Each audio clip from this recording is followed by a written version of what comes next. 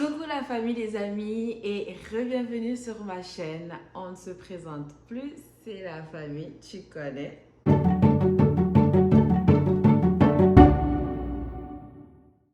Voilà, voilà guys, j'espère que vous avez vos popcorn parce que ce soir, c'est frisson garanti. Là, on va directement dans le vif du sujet. Vous me connaissez, j'aime pas tourner autour du pot. Et voilà, mon histoire. Alors, c'est une histoire d'horreur. Aujourd'hui, on va parler horreur.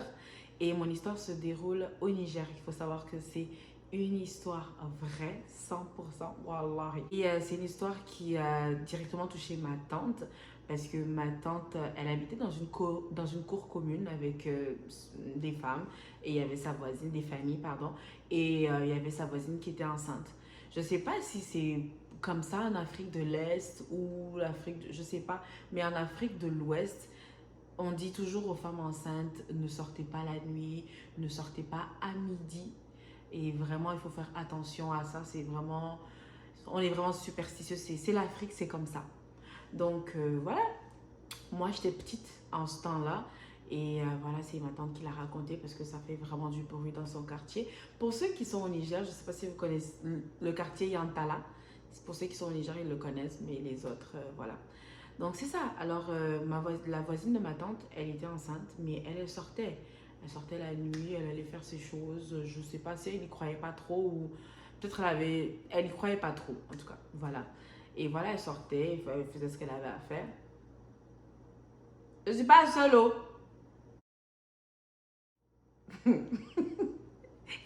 J'ai peur. Donc voilà, après quelques mois, la voisine de ma tante, elle accouche tranquille. Et voilà, elle se rend compte que son bébé n'est pas, c'est bizarre. Elle se rend compte que c'est bizarre avec son bébé parce que quand elle sort, les choses qu'elle a laissées à côté de son enfant se retrouvent ailleurs, se retrouvent déplacées alors qu'elle n'est pas là. Des fois, elle sort, elle peut aller prendre de l'eau dans la cour ou aller chez le boutiquier. Elle revient, elle trouve que son bébé, elle laisse le bébé dans la chambre. Elle revient, elle trouve que le bébé, il est au salon. Guys. C'était comme ça, elle comprenait pas. Elle s'est dit, au début, elle se disait, c'est peut-être son mari. Donc, elle va demander à son mari. Et elle a demandé à son mari, est-ce que c'est toi qui sors le bébé? Pourquoi tu déplaces le bébé quand moi je sors?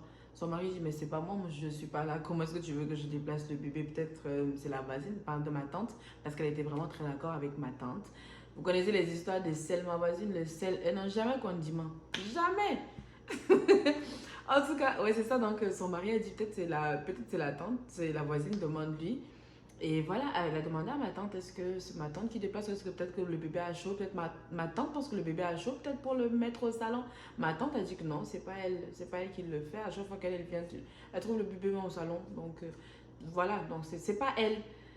Alors, la voisine, elle a commencé à trouver ça un peu bizarre, c'était étrange. Qui est-ce qui déplace son bébé si elle n'est pas là?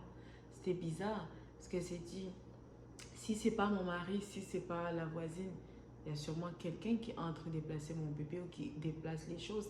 Elle comprenait pas. Qu'est-ce qu'elle a fait? Elle s'est juste dit, ok, je vais essayer la personne qui déplace mon bébé ou qu'est-ce qui se passe parce que je comprends pas. Et même le bébé, il était bizarre en fait. C'était bizarre. Elle a décidé de ruser. Elle s'est dit, je vais sortir, je vais faire semblant comme si je sortais et je vais voir qu'est-ce qui se passe. La personne qui vient de déplacer mon bébé, je vais voir. Donc, elle fait ça. Elle sort. Un jour comme ça, elle sort. Elle dit, ben, moi, je vais chercher de l'eau. Hein. Elle crie comme ça. Peut-être, elle se dit, la personne qui le fait va entendre, va savoir que je sors et il va venir. Donc, elle sort. Elle dit, moi, je vais prendre de l'eau. Et puis, elle sort. Elle sort. Elle contourne la maison. Elle vient à sa fenêtre. Elle regarde par la fenêtre. Elle voit son bébé, un nouveau-né qui pousse, qui descend de son berceau, qui pousse son berceau jusqu'au salon et il se couche. Guys, est-ce que vous vous imaginez un nouveau-né qui pousse son berceau? Mais c'est ce qui s'est passé.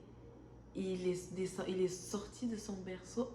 Imaginez un bébé, un nouveau-né, votre bébé qui fait ça, ça rend fou. Et il vient au salon, il se couche.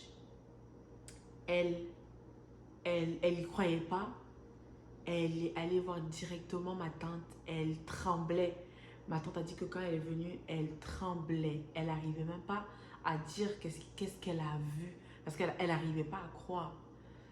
Ma tante a demandé d'expliquer qu'est-ce qui s'est passé. Elle a expliqué à ma tante. Ma tante a dit calme-toi. Ma tante lui a dit de se calmer. C'est bizarre. Mais de se calmer, elles vont régler ça. Elles vont trouver une solution. Elle a dit à la voisine de ne pas s'inquiéter. Ma tante, c'est une béninoise. Donc, hey, ne jugez pas. Et voilà, elle a dit à la voisine, fais juste semblant. Demain, tu refais la même chose et je serai avec toi. T'inquiète pas. Mais la voisine, elle avait peur, elle savait pas quoi faire. Elle avait tellement peur, elle s'est dit, elle peut pas parce que c'est pas son enfant. C'est clairement pas son enfant. Et voilà, elle savait pas quoi faire. Mais ma tante lui a dit, juste va et puis demain, tu refais la même chose. Le lendemain, elle a fait la même chose, elle est ressortie, elle a dit, bah, je vais chercher de l'eau. Hein. Elle sort, elle va chercher ma tante, elle revient vite. Elle voit la fenêtre, elle revoit la même chose. Le bébé qui marche, qui pousse son berceau, qui vient se coucher. Quand je vous parle de ça, mais j'ai... Ouf. Le bébé, il se couche. Là, la voisine, elle n'en pouvait plus. Elle n'en pouvait plus. Là, elle s'est dit, c'est pas possible. Là, elle était hors d'elle. Elle s'est dit, c'est pas mon enfant. C'est clairement pas mon enfant. Elle est rentrée dans la chambre avec ma tante. Elles ont commencé à frapper le bébé. Oui, parce que c'est pas un bébé. C'est pas un bébé. Et la raison pourquoi est-ce qu'on dit ça, c'est qu'apparemment, ben c'est même pas apparemment parce que c'est ce qui s'est passé. Apparemment, quand les femmes enceintes sortent la nuit ou à midi, c'est que elles ne savent, vous ne savez pas sur qui vous pouvez tomber. Donc, s'il y a des génies qui se baladent, des génies qui ont des enfants ou qui sont enceintes, qui se baladent avec des bébés, si eux, leurs enfants sont malades ou sont pas bien, ils vous donnent leur enfant et ils prennent votre enfant. Donc, c'est pour ça qu'on dit aux femmes enceintes, c'est pas bon de sortir la nuit, c'est pas bon de se promener à midi et tout ça. C'est vraiment pour ça. Donc, elles ont frappé le bébé. La voisine, elle tape l'enfant. Elle dit, rends-moi mon bébé, rends-moi mon bébé. Et qu'est-ce qui se passe? L'enfant commence à parler. Un nouveau-né qui parle. Il parlait en zarma, la langue du Niger. Il parlait en zarma. Et ma tante était là, elle priait. Ma tante priait aussi. Ma tante priait. Elles sont musulmanes. Mais elle priait, elle priait. Elle faisait que le taper. Elles étaient là, rends le bébé, rends le bébé, rends le bébé. Et elles ont tellement prié et frappé qu'après le bébé a dit c'est bon, c'est bon. Il était en train de dire c'est bon dans la langue. Il disait c'est bon, je vais vous rendre le bébé, c'est bon. Je vais rendre le bébé, c'est bon, je vais rendre le bébé. Et tout d'un coup, le bébé a commencé à pleurer. Mais genre, un vrai bébé, les pleurs d'un vrai bébé, il ne parlait pas. Il pleurait maintenant comme un vrai bébé. Et après, elles ont pris l'enfant.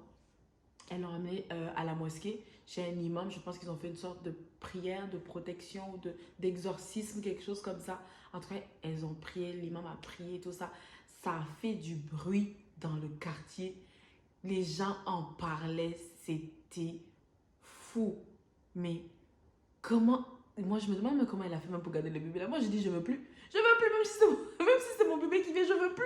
Parce que, waouh, c'est fou. Je sais même pas comment si vous réalisez, guys. Un bébé, c'était même pas un bébé. En fait, son enfant, c'était un génie qui avait pris la place du bébé. Et si elle s'était pas rendue compte, si elle n'avait pas cherché à savoir, il allait rester là. Waouh, c'est fou, l'Afrique, c'est fou, c'est fou. C'est fou. Mais attends, j'ai même pas de conclusion. Pour conclure, guys, ne sortez pas la nuit, que ce soit les femmes enceintes, que ce soit en Afrique, surtout chez nous. Faites attention parce qu'on ne sait jamais, les esprits sont là, les mauvais esprits se promènent, les génies se promènent. Faites attention et gardez toujours l'œil ouvert. Soyez concentrés. Je vous laisse sur cette note et on se retrouve pour une prochaine story time. Je vous fais de gros bisous. Mouah.